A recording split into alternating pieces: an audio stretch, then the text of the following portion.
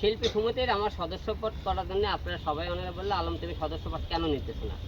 আমি সদস্যপদ নেওয়ার জন্য টাকা জমা দেওয়ার জন্য গেলাম। টাকা হচ্ছে ফেলে ফর্ম নাই, তারপরে ফর্ম আসলে তোমার আপনাকে জানানো হবে, অনুমতি লাগবে, এর অনুমতি লাগবে। ফোনে কথা বললাম, ঠিক আছে তোমাকে জানাবো না। তো ওরা আমাদেরকে এরকম করতে করতে পরে শিল্পী সমিতির টাকা আমার জমা নেয়নি। কী কারণে নেয়নি তারা ভালো জানে। আমরা দেখছি এই অল্প সময়ে কেউ একটা সিনেমা করে এবং শিল্পী সমিতির সদস্য পেয়েছে, সাইড হিরো করে তারা মনে করেন পাসিং করে শিল্পী সমিতির সদস্য পেয়েছে। আমি 7টা সিনেমা করলাম নিজের 16 হিসাবে, আমি শিল্পী সমিতির সদস্য পেলাম না। আমি কিন্তু আপনারা সবাই জানেন প্রদেশ সমিতির সদস্য। প্রদেশ সমিতির সদস্য, সামনে নির্বাচন, আমাকে নির্বাচনের কথা বলেছে, আলম প্রদেশ সমিতির নির্বাচনে দাঁড়াও। আমি এই মুহূর্তে নির্বাচনে দাঁড়াবো না এখন, ঠিক আছে? আমাকে বলেছেন নির্বাচন করার জন্যে, তবে এখনও যেহেতু সে প্রদেশ সমিতির নির্বাচন দেরি আছে, যে নির্বাচন করে আপনাদেরকে জানাবো। তবে আমি প্রদেশ সমিতির সদস্য।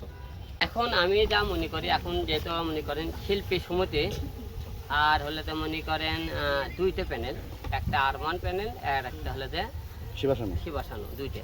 এই দুই প্যানেল। আমি আশা রাখবো যে সামনে আমাদের শিল্পীরা এমন এক শিল্পী আসুক, যে শিল্পী দিয়ে মনে করেন হলে যে সামনে ভালো কিছু কাজ হবে, যাদের দ্বারা আমরা ভালো কিছু করতে পারবো। আমরা এমন শিল্পী চাই যে তারা আমাদের কিছু সহযোগিতা না করতে পারলে পাশে যান, বিপদের পাশে তাদেরকে আমরা অল টাইম খুঁজে পাই। এটা আমার শিল্পী সমিতির কাছে সবার কাছে আহ্বান। আসলে সামনে আমাদের যেহেতু মনে করেন নির্বাচন, সবাই শিল্পীদের কাছে আশা করে ভালো কিছু করার। যে আমি চাবো যে শিল্পীদের যে চাওয়া পাওয়া, যাতে তাদের কাছে সুখে দুঃখে সব টাইম তাদেরকে পাওয়া যায়, আমরা এটাই অল টাইম চাবো। যে তাদের নিয়ে আমরা কাজ করতে চাই, তাদের পাশে থাকতে চাই, তারা যেন আমাদের পাশে থাকে, এই আমরা চিন্তা নিয়ে সামনে আসতে চাই।